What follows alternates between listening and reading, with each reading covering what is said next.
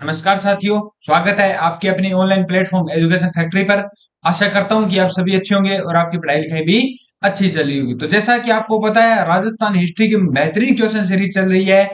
और जो बच्चे पहली बार टेली हमारे चैनल से जुड़े हैं तो वो चैनल को सब्सक्राइब करना न भूले और बेल आइकन जरूर दबा दीजिए ताकि आने वाली वीडियो का नोटिफिकेशन आप तक पहुंच सके। और आज अपने टॉपिक स्टार्ट करने जा रहे हैं गुर्जर प्रतिहार वंश, जिसके मैं बेहतरीन 40 क्वेश्चन।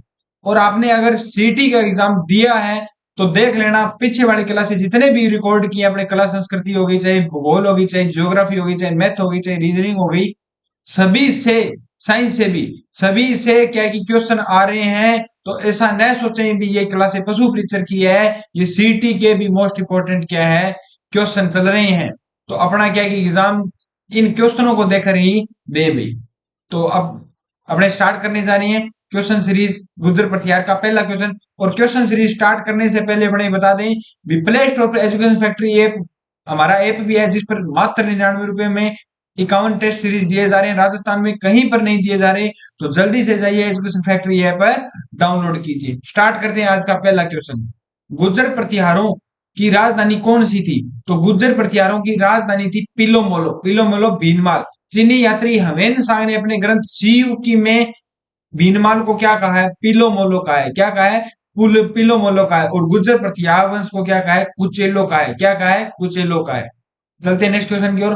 कन्नौज पर अधिकार हेतु चले त्रिपक्षीय संघर्ष में किस वंश के शासकों ने भाग लिया था? तो गुर्जर प्रतिहार वंश ने। किसने लिया था?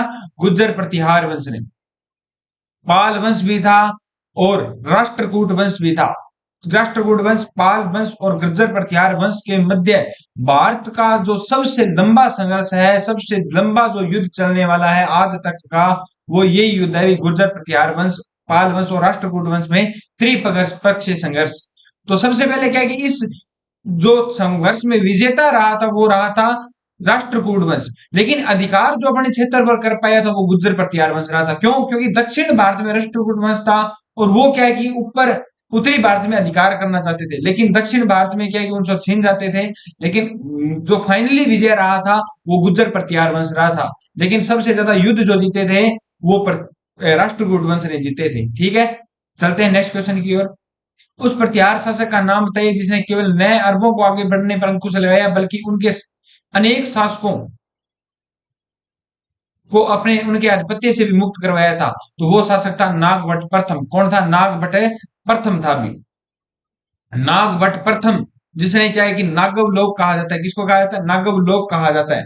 और जिसके दरबार को नागवलोक दरबार कहा जाता है। क्या कहा जाता है? नागवलोक दरबार कहा जाता है। इसने 1730 में चाउंडो से क्या भीनमाल जीता था और अपनी राजधानी क्या बनाया था? भीनमाल। और भीनमाल में गुर्जर प्रतिहार वंश की स्थापना करने वाला शासक भी कौन था? नागभट्ट प्रथम था। चलते हैं नेक्स्ट क्वेश्चन की ओर।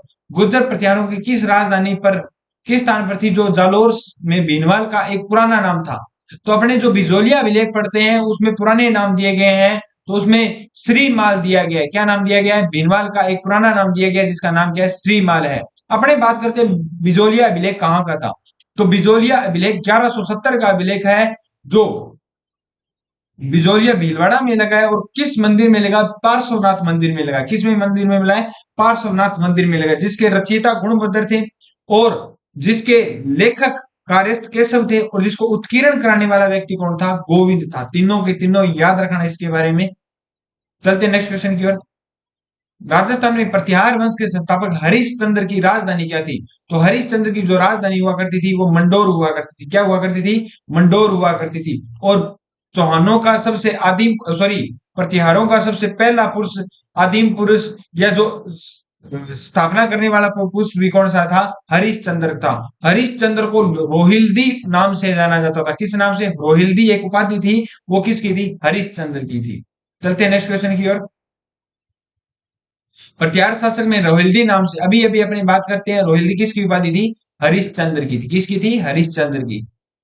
नागभट्ट प्रथम किस राजवंश से संबंधित है? तो नागभट्ट प्रथम गुर्जर प्रतिहार वंश से थे, जिसको नागव लोक कहते हैं, जिसमें भीनमाल में गुर्जर प्रतिहार वंश की क्या की थी? स्थापना की थी। 730 ईस्वी में चावंडो पर आया था। प्रतिहारों की 26 शाखाओं में से सबसे प्राचीन शाखा कौन सी थी? तो सबसे प्राचीन शाखा थी वो मंडोर शाखा थी। कौन सी शाखा थी? मंडोर शाखा थी। और पहली राजधानी भी हरिश्चंद्र इसी को बनाता है, तो सबसे प्राचीन यही होगी भी। मंडोर के प्रतिहार शासकों में निम्नलिखित में कौन सा व्याकरण, तर्कशास्त्र, ज्योतिष कला और काव्य में कुशल था? उन्हें प्रत्यक्ष रूप से एक से अधिक भाषाओं को प्रतिष्ठित कवि के रूप में स्वीकार किया था। तो कक नाम का शासक था, वो एक कवि के रूप में प्रतिष्ठित हुआ था। कक नाम का शासक था, जो कौन हुआ करता था? नागभट्ट सेकंड का सामंत हुआ करता था। क्या हुआ करता? नागभट्ट सेकंड का सामंत हुआ करता था। प्रतिहार वंश की मंडोर शाखा के किस शासक ने अपनी राजधानी मंडोर से मेड़ता स्थानांतरित कर ली थी? तो मंडोर से मेड़ता स्थानांतरित करने वाला शासक कौन था? तो नागभट्ट प्रथम था। कौन था? नागभट्ट प्रथम था। और बाद में क्या कि चावंड शासकों से भीनमाल छीन लेता है और उसको क्या बना लेता है? राजधानी बना लेता है। 750 से 1000 ईस्वी के दौरान राजस्थान और अधिकांश उत्तरी भारत पर निम्नलिखित में से किसने शासन किया था? तो प्रतिहार वंश ने शासन किया था। किसने किया था? प्रतिहार वंश ने शासन किया था। प्रतिहार शासक जिसने सर्वप्रथम जालोर को अपनी राजधानी बनाया था, तो जालोर को अपनी राजधानी बनाने वाला, जैसे कि आपको पता है नागभट्ट प्रथम ने अपनी राजधानी भीनमाल को बनाया था, तो जालोर भी कहां पर है? भीनमाल है। तो सही आंसर इसका क्या है? भीनमाल। नागभट्ट प्रथम। क्वेश्चन है, प्रतिहार राजा नागभट्ट प्रथम के बारे में कौन सा कथन सही है? वे वत्सराज के पुत्र थे। उन्होंने लगभग 50 वर्षों तक क्या किया था? शासन किया था। और उनकी उनकी मृत्यु के बाद महिपाल भोज द्वितीय के बीच में उत्तराधिकारी बनने के लिए युद्ध हुआ था। उन्होंने सिंध के अरब शासकों को हराया था। राजस्थान, पंजाब, गुजरात अतिक्रमण करने की कोशिश कर रहे थे। तो ये बिल्कुल सही है। सिंध के अरब आक्रमणकारियों को हराने वाला शासक कौन था? जिसको अपने नागव लोग कहते हैं, वो जिसने क्या है कि अरबी, अभी क्वेश्चन किया था, अरबी आक्रमणों को हराने वाला, अंकुश लगाने वाला शासक ही कौन था? नागवट प्रथम था। कौन था? नागवट प्रथम। निम्नलिखित में से किसने अभिलेखों में प्रतिहारों को गुज्जर कहा गया है? कौन से अभिकारों में गुज्जर कहा गया है? तो अपने बात करते हैं कौन से। तो देवली, रामनपुर और करड़ा और नीलकुंठ चारों अभिलेखों में क्या किया है? गुज्जर कहा गया। चीनी यात्री हैन सांग ने गुजरों को कुचेलो कहा है, उनकी राजधानी भीनमाल को पिलोमोलो कहा है। क्या कहा है? पिलोमोलो। राजा नागभट्ट द्वितीय का संबंध निम्नलिखित में से किस राजवंश से था? तो किस राजवंश से था? प्रतिहार वंश से था। किससे था? प्रतिहार वंश से। मंडोर के प्रतिहार माने जाते हैं, तो मंडोर के प्रतिहार क्षत्रिय, वैश्य, शूद्र और ब्राह्मण। तो प्रतिहार क्या माने जाते हैं? क्षत्रिय माने जाते हैं।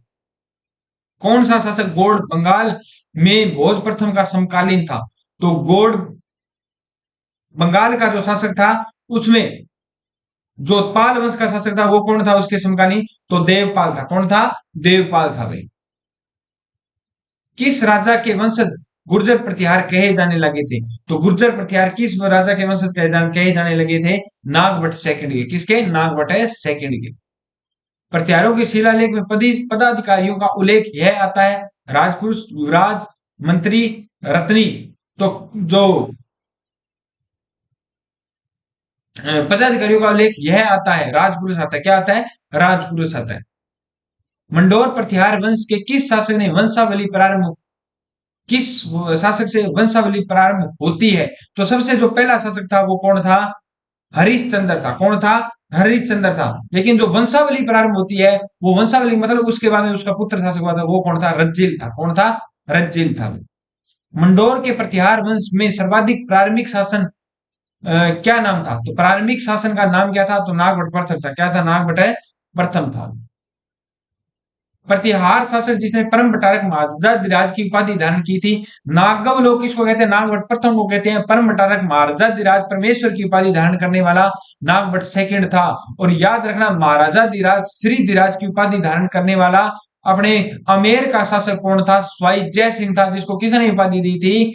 मोहम्मद शाह रंगीला ने। किसने दी थी? मोहम्मद शाह रंगीला ने दी थी।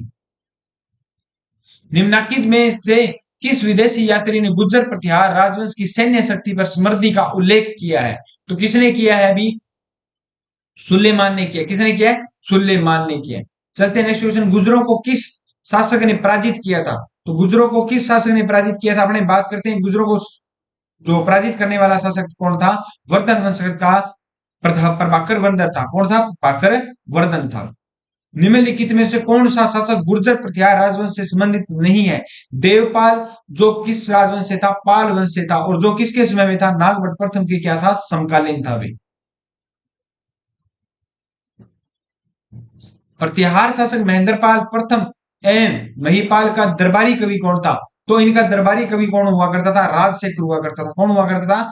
राजशेखर हुआ करता था वे।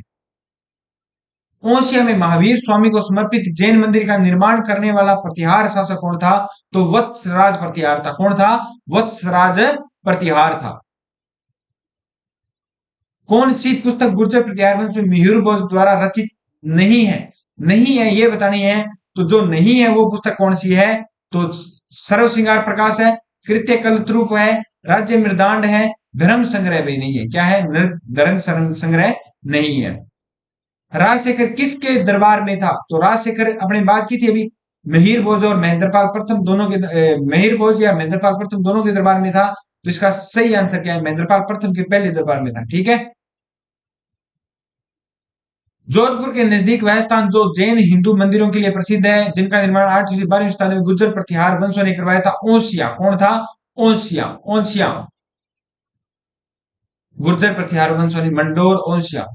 निम्नलिखित में से कौन सी कृति प्रसिद्ध कवि नाट्यकार लेखक द्वारा राजशेखर के द्वारा रचित नहीं है? तो जैसा कि आपको पता है, जो कर्पूर मंजरी, काव्य मीमांसा और बाल रामायण, ये तीनों किसके द्वारा रचित है? राजशेखर के द्वारा रचित है। और किसके दरबार में रहता था? महेंद्रपाल फर्स्ट के दरबार में रहता था। और लेकिन प्रभाग चरित्र है, ये नहीं है भी। ठीक है। गुर्जर प्रतिहार वंश के किस शासक ने अपने पराक्रम से गुर्जरों की प्रतिष्ठा को पुनः स्थापित किया था?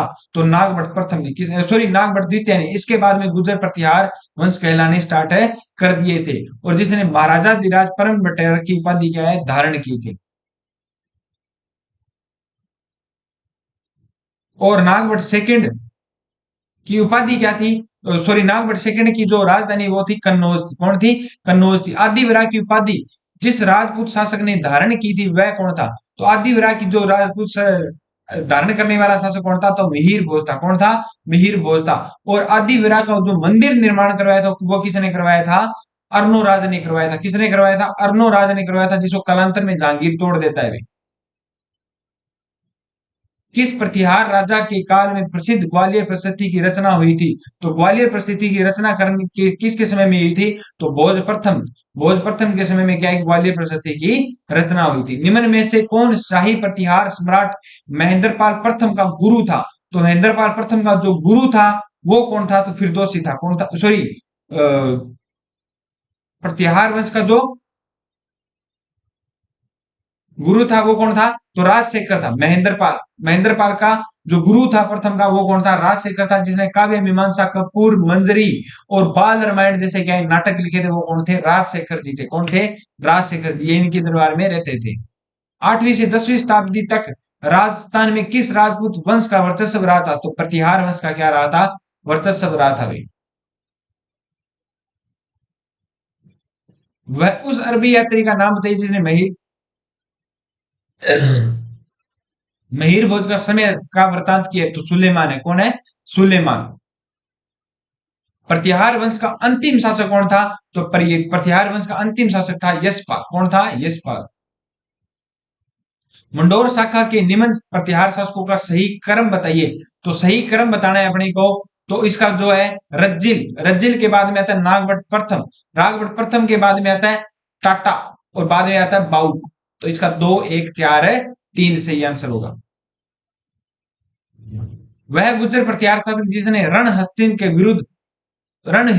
विरुद्ध धारण किया था, विरुद्ध धारण किया था, वो कौन था? तो वत्सराज प्रतिहार था। कौन था? वत्सराज प्रतिहार था। प्रतिहार वंश के मोस्ट इंपोर्टेंट 40 क्वेश्चन यहीं पर समाप्त होते हैं। और जल्दी से प्ले स्टोर पर जाइए पहले और एजुकेशन फैक्ट्री ऐप डाउनलोड कीजिए, जिस पर मात्र 99 रुपए में आपको अकाउंट टेस्ट किए जा रहे हैं।